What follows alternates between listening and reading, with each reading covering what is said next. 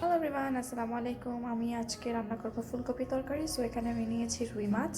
এটাকে আমি এখন মশলা দিয়ে ভালো করে ভেজে নিব। হলুদ, মরিচ আর লবণ দিয়ে আমি এটাকে ভালো করে মাখিয়ে নিয়েছি।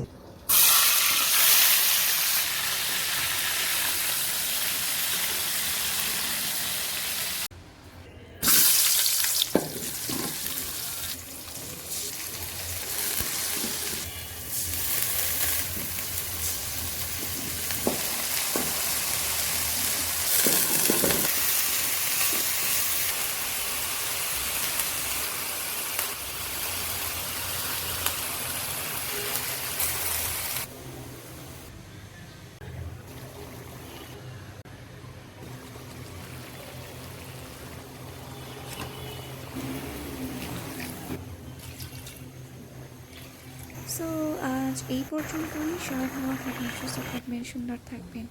আল্লাহ হাফেজ।